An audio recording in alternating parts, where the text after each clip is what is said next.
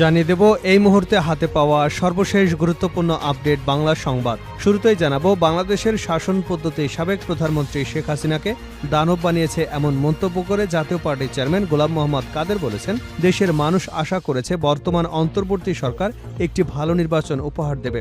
একই সঙ্গে তিনি বলেন, আমরা সেই নির্বাচনের আগেই সংবিধান সহ সকল ক্ষেত্রে প্রয়োজনীয় সংস্কার চাই। নির্বাচনের পর যেন কোনো সরকার আর দানব হতে না পারেন। এবারে জানাবো, ডক্টর মোহাম্মদ ইউনূস কয় মাসে নির্বাচন দেবেন সেটা রাজনৈতিক দলের সিদ্ধান্ত। বিএনপি চেয়ারপারসনের উপদেষ্টা জয়নুল আবেদিন ফারুক বলেছেন, ডক্টর মোহাম্মদ ইউনূস কয় মাসের মধ্যে নির্বাচন দেবেন, কখন নির্বাচন দেবেন সেটা রাজনৈতিক দল সিদ্ধান্ত গ্রহণ করবে।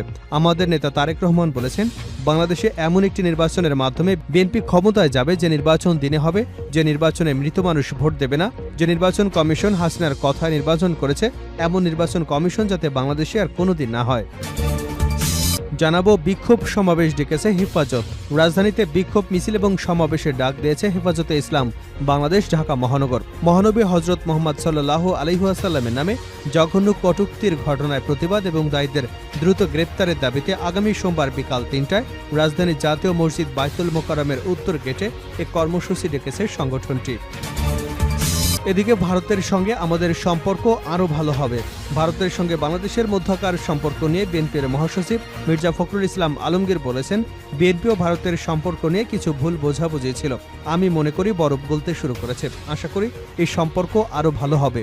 বাংলাদেশে নিযুক্ত ভারতীয় হাই কমিশনার প্রণয় ভার্মার সঙ্গে বৈঠকের পর ভারতীয় বার্তা সংস্থা ANI-কে দেওয়া সাক্ষাৎকারে ফখরুল ইসলাম এসব কথা বলেন।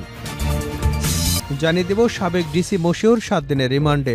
ছাত্র জনতার আন্দোলন চলাকালে রাজধানীর ধানমন্ডি থানা এলাকায় কিশোর আব্দুল মোতালিব নিহতের ঘটনায় করা মামলায় ঢাকা মহানগর গোয়েন্দা পুলিশের লালবাগ বিভাগের সাবেক উপ পুলিশ কমিশনার মশিউর রহমানকে 7 দিনের রিমান্ড মঞ্জুর করেছেন আদালত। এবং সর্বশেষ জানাবো আন্তর্জাতিক সংবাদ। এবার ইরাক থেকে ইসরায়েলে হামলা।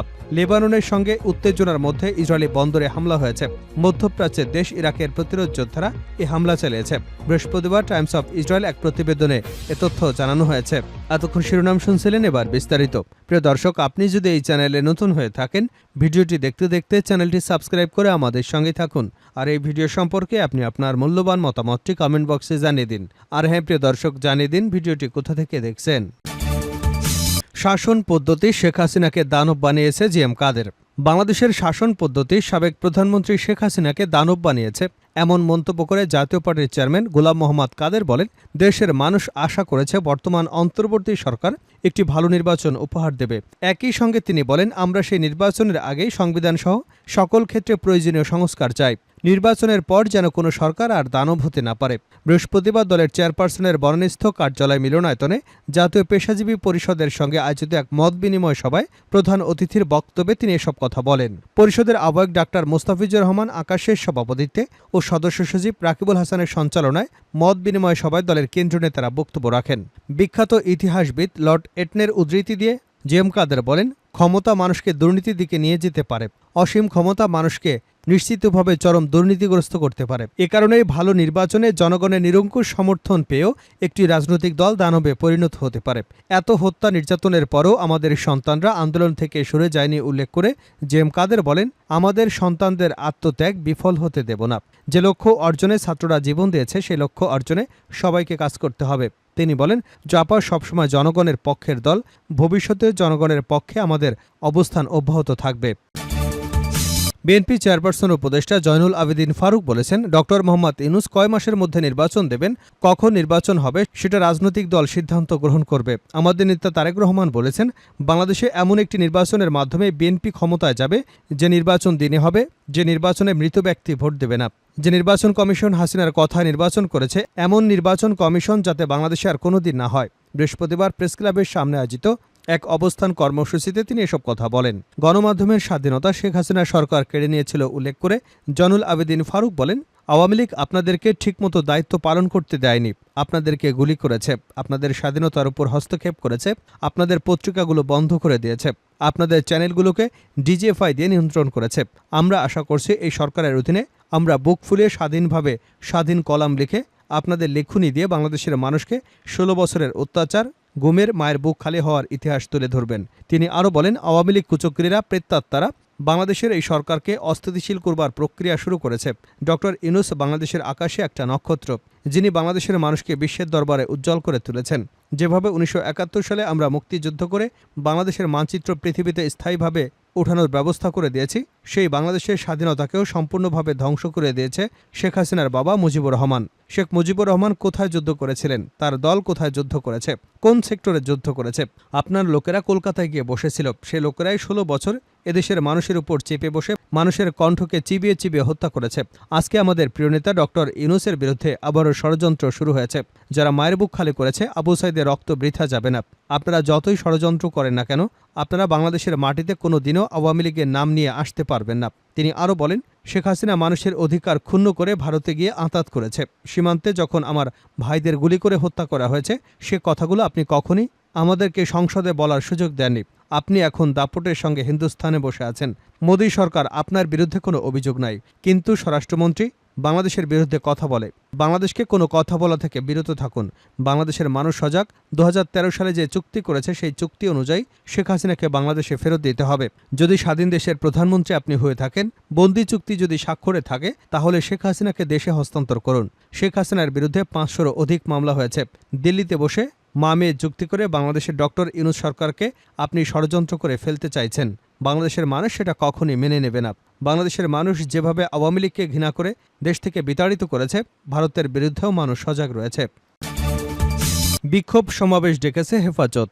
রাজধানীতে বিক্ষোভ মিছিল এবং সমাবেশের ডাক দিয়েছে হেফাজতে ইসলাম বাংলাদেশ ঢাকা মহানগর। হজরত মোহাম্মদ সাল্লাল্লাহু আলাইহি ওয়াসাল্লামের নামে জঘন্য কটূক্তি ঘটনায় প্রতিবাদ এবং দায়ীদের দ্রুত গ্রেপ্তারের দাবিতে আগামী সোমবার বিকাল ৩টায় রাজধানীর জাতীয় মসজিদ বায়তুল মোকাররমের উত্তর গেটে কর্মসূচি ডেকেছে সংগঠনটি। বিক্ষোভ সমাবেশে প্রধান অতিথি হিসেবে উপস্থিত থাকবেন হেফাজত মহাসচিব শেখ সাজিদুর রহমান। বৃহস্পতিবার বিকেলে হেফাজতের ঢাকা মহানগর কমিটির দপ্তর সম্পাদক মৌলানা আফসার মাহমুদের সই করা এক সংবাদ বিজ্ঞপ্তিতে এ তথ্য জানানো হয়েছে। এতে বলা হয়েছে, হেফাজতে ইসলাম বাংলাদেশ ঢাকা মহানগরের সভাপতি মৌলানা জুনায়েদ আল হাবিব, সেক্রেটারি মৌলানা মামুনুল হক বলেন, ভারতের মহারাষ্ট্রে হিন্দু পুরোহিত রামগিরি মহারাজ কর্তৃক রাসূল সাল্লাল্লাহু আলাইহি ওয়াসাল্লামের নামে জঘন্য কটূক্তি এবং বিজেপির সংসদ সদস্য নীতেশ নারায়ণ রানে কর্তৃক তাকে সমর্থন করার ঘটনায় বিশ্বের সর্বস্তরের ধর্মপ্রাণ ও নবীপ্রেমিক মুসলমানদের অন্তরে আগুন জ্বালিয়ে দিয়েছে। এই কটূক্তি নিন্দা এবং প্রতিবাদ জানানোর ভাষা আমরা খুঁজে পাচ্ছি না। ভারতের সঙ্গে আমাদের সম্পর্ক আরও ভালো হবে, ফখরুল। ভারতের সঙ্গে আমাদের মধ্যকার সম্পর্ক নিয়ে বিএনপির মহাসচিব মির্জা ফখরুল ইসলাম আলমগীর বলেছেন, বিএনপি ও ভারতের সম্পর্ক নিয়ে কিছু ভুল বোঝাবুঝি ছিল। আমি মনে করি বরফ গলতে শুরু করেছে। আশা করি এই সম্পর্ক আরও ভালো হবে। বাংলাদেশে নিযুক্ত ভারতীয় হাই কমিশনার প্রণয় ভার্মার সঙ্গে বৈঠকের পর ভারতীয় বার্তা সংস্থা এএনআইকে দেওয়া সাক্ষাৎকারে তিনি এমন মন্তব্য করেছেন। বুধবার এক প্রতিবেদনে এ তথ্য জানিয়েছে বার্তা সংস্থা এএনআই। প্রতিবেদনে বলা হয়েছে, বাংলাদেশে অন্তর্বর্তী সরকারের দায়িত্ব গ্রহণের পর ভারতের সঙ্গে সম্পর্কের বরফ গলতে শুরু করেছে বলে বাংলাদেশ জাতীয়বাদী দল বিশ্বাস করে। ফখরুল ইসলাম বলেন, প্রণয় ভার্মার সঙ্গে হওয়া এই বৈঠকে উভয় দেশকে অনেক ইতিবাচক দিকে নিয়ে গেছে। ফখরুল ইসলাম বলেন, বাংলাদেশে গত নির্বাচনের পর থেকে আমাদের সম্পর্ক নিয়ে প্রশ্ন ছিল, কিন্তু এবার আমাদের অফিসে হাইকমিশনার আসায় অবশ্যই পরিস্থিতির উন্নতি হয়েছে, বরফ গলতে শুরু করেছে। ২০২৪ সালের জানুয়ারিতে অনুষ্ঠিত বাংলাদেশের জাতীয় সংসদ নির্বাচন বর্জন করেছিল বিএনপি। তিনি বলেন, ভারত ও বাংলাদেশের মধ্যে সবসময় খুব ভালো সম্পর্ক রয়েছে এবং সম্পর্ক উন্নত হয়েছে, অবশ্যই একটি টার্নিং পয়েন্ট। তিনি বলেন, তার দল ভারতকে আশ্বস্ত করেছে যে ক্ষমতা এলে তারা বাংলাদেশের ভূখণ্ড বিচ্ছিন্নতাবাদী সংগঠনকে ব্যবহার করতে দেবে না। যদিও অতীতে ভারতের উত্তর পূর্বাঞ্চলে বিচ্ছিন্নতাবাদী সংগঠনগুলোকে বাংলাদেশে আশ্রয় দেওয়ার অভিযোগ করা হয়ে থাকে। তিনি আরও বলেন, আমরা দুদেশের মধ্যে স্বাভাবিক সম্পর্ক নিয়ে আলোচনা করেছি। আমরা পানি ভাগাভাগি সমস্যা, সীমান্ত হত্যা, বিদ্যমান বাণিজ্য ভারসাম্য নীতির কথা উল্লেখ করেছি। একই সময়ে ভারতের প্রধান ইস্যু ছিল নিরাপত্তার সমস্যা। আমরা আশ্বস্ত করেছি, আমরা ক্ষমতায় থাকলে আমরা নিশ্চিত করব এই ভূখণ্ডটি বিচ্ছিন্নতাবাদীরা ব্যবহার করবে না। এবার ইরাক থেকে ইসরায়েলে হামলা। লেবাননের সঙ্গে উত্তেজনার মধ্যে ইসরায়েলের বন্দরে হামলা হয়েছে। মধ্যপ্রাচ্যের দেশ ইরাকের প্রতিরোধ যোদ্ধারা এ হামলা চালিয়েছে। বৃহস্পতিবার টাইমস অফ ইসরায়েলের এক প্রতিবেদনে এ তথ্য জানানো হয়েছে। সেনাবাহিনী ও স্বাস্থ্যসেবীরা জানিয়েছেন, ইসরায়েলি বন্দর এইলাতে ড্রোন হামলা চালিয়েছে ইরাক। বুধবার এ হামলা চালিয়েছে, এতে 2 জন আহত হয়েছেন। এছাড়া দেশটির এ হামলায় বন্দরে বেশ ক্ষয়ক্ষতি হয়েছে। ইসরায়েলি প্রতিরক্ষা বাহিনী জানিয়েছে, লোহিত সাগরের উপর থেকে দ্বিতীয় আরেকটি হামলা ঠেকিয়ে দিয়েছে ইসরায়েল। ইরাকের যোদ্ধাদের হামলায় 2 জন আহত হয়েছে বলে জানিয়েছে মাগেন ডেভিড আমাদ অ্যাম্বুলেন্স সার্ভিস। প্রতিবেদনে বলা হয়েছে, ইরাকে ইসলামী প্রতিরোধ যোদ্ধারা এ হামলার দায় স্বীকার করেছে। তারা জানিয়েছে, ইসরায়েলি সর্বদক্ষিণে শহরের গুরুত্বপূর্ণ অবকাঠামোতে নিশানা করে ড্রোন হামলা চালিয়েছে। সামাজিক যোগাযোগ মাধ্যমে ছড়িয়ে পড়া ভিডিওতে দেখা গেছে, ইসরায়েলের একটি বন্দরে ড্রোন হামলা চালানো হয়েছে। এ সময় বন্দরটি থেকে ব্যাপক ধোঁয়া উঠতে দেখা গেছে।